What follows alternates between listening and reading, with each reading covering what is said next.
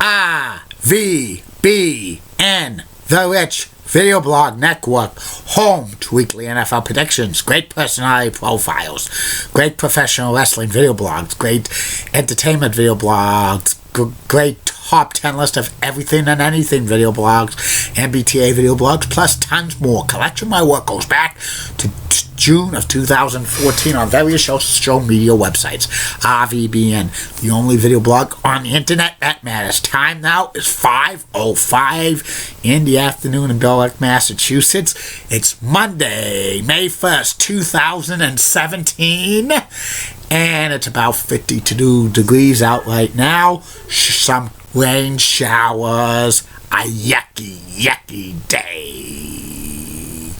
Tomorrow's supposed to be warm and humid, 77, but chances of thunder showers. This week, weather's going to be about average. Some days very nice and sunny, other days cloudy, rainy, and raw. Not good for the allergies. Some news to report on the RVBN Newswire. The New York Mets have put ace pitcher Noah Syndergaard on the disabled list because an MRI says he has a partial lateral tear in his pitching elbow and his pitching arm. Not good at all. Judge Judy is going to be producing a game show, and it's going to have a test run on Fox owned and operated stations in the summer, and if it's successful, it's going to be launched in June of 2018.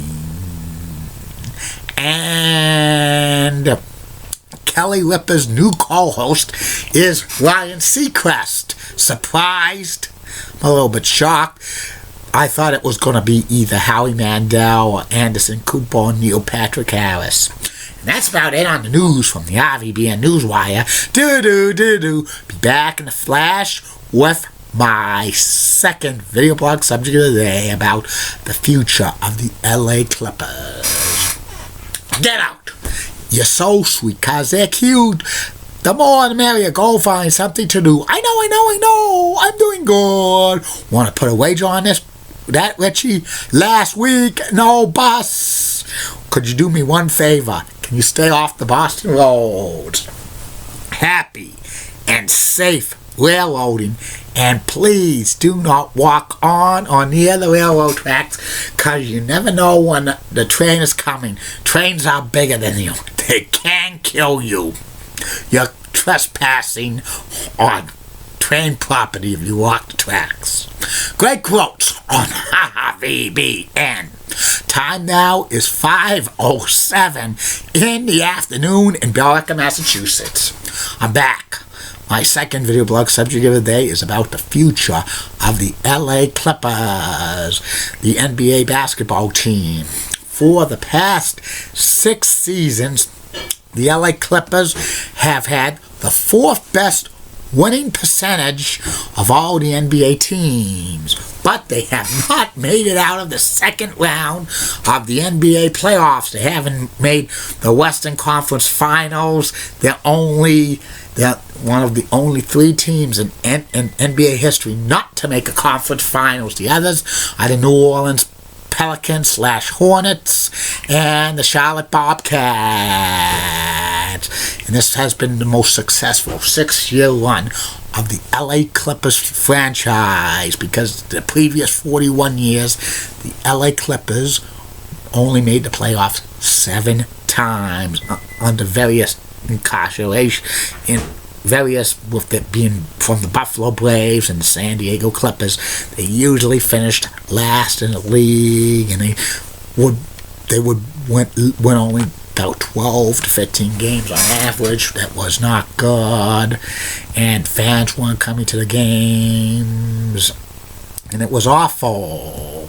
But in 2009, the fortunes kind of changed for the LA Clippers. They drafted Blake Griffin out of Oklahoma, power forward center, and he was primed to be the next big-time player in the NBA. He missed his rookie year due to knee injuries, but he came back 2010, 2011 to win Rookie of the Year in the Slam Dunk Contest. And the Clippers were building something around Blake Griffin, adding pieces here and there. They were coached by Vinny Del Negro. And the NBA lockout happened in 2011. They got Chris Paul from the New Orleans Hornets because the NBA voided a trade between the Hornets and the Lakers because they didn't want to have a super team for the Lakers. That would have probably helped Kobe Bryant win some more championships.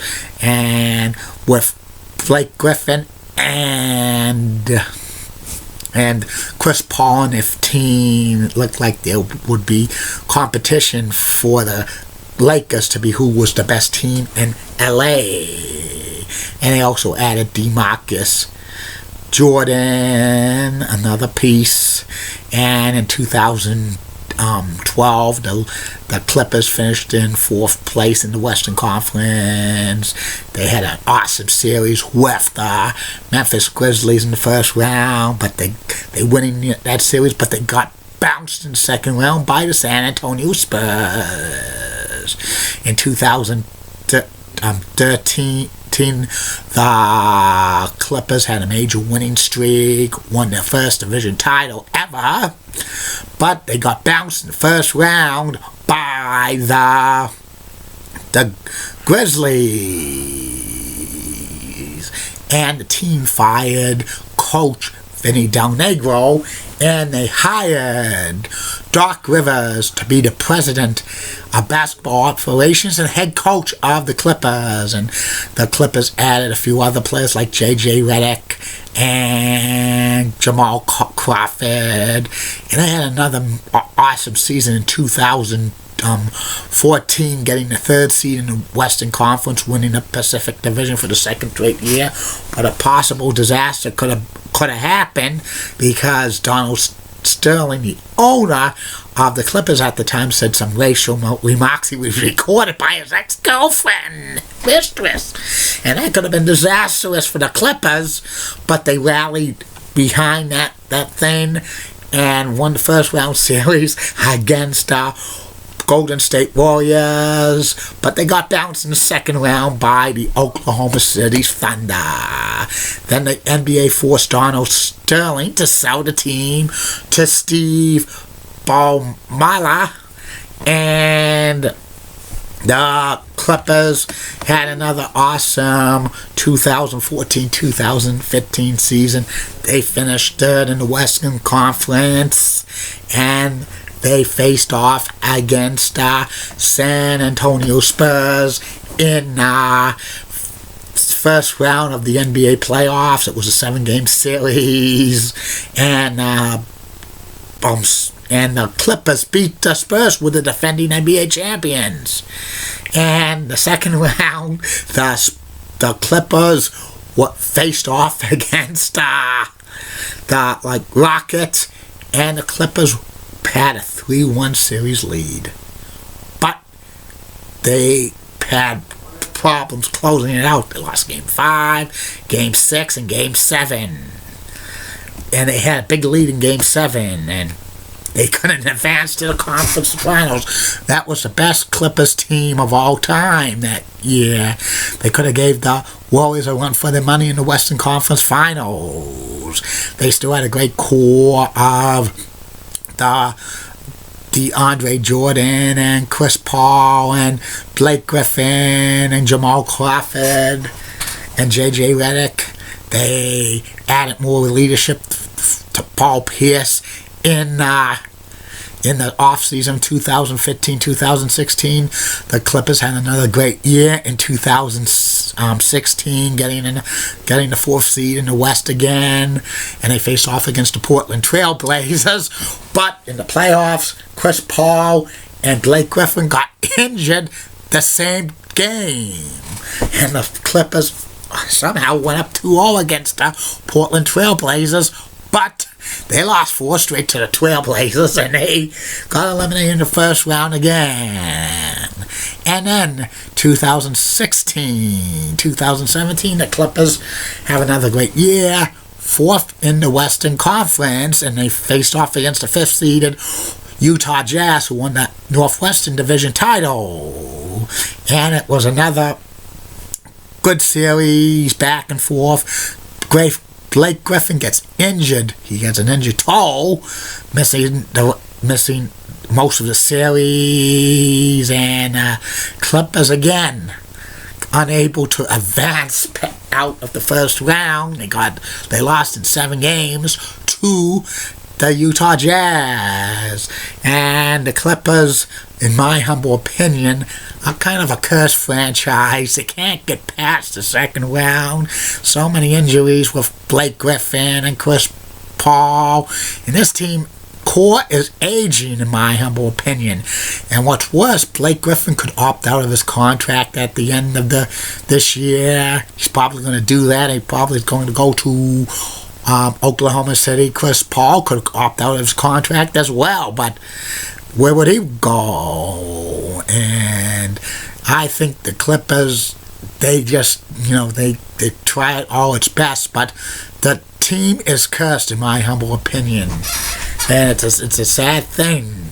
And if Chris Paul's gone, and Blake Griffin's gone, and J.J. Redick's also a free agent, he's probably gone. If those players are gone, Clippers are going to fall back down. They probably will be losing a lot of games again next year. And I think the Clippers have to blow it up.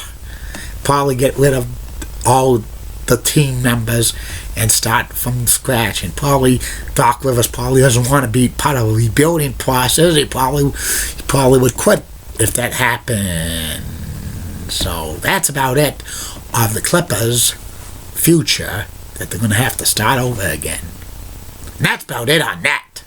I'll be back later, Facebook, YouTube, Twitter, and Google+, with my third and final video blog of the night, which will be about the top 10 greatest managers in Major League Baseball history who never won a World Series. Keep calm, everybody. I'm a Julie Bunny guy. Wally Rosenberg, WZZO rocks and has nice legs. Elizabeth Hart, so sunny. She's the best. Amy Sweezy's awesome, Amy. Linda Church of WPIX channel, I love New York, such a rocking Cougars. Got the best legs in New York City, bar none. Bob Gibbs of ABC 11 has sweet southern accent, best legs in Raleigh, North Carolina. Alia Woolley of WABI channel 5 in Bangor, Maine has best legs in Maine. And Lisa Bell of News 6 Orlando, Florida has the 4th best legs in Orlando, Florida. And in the words of D. Patel last week, no bus.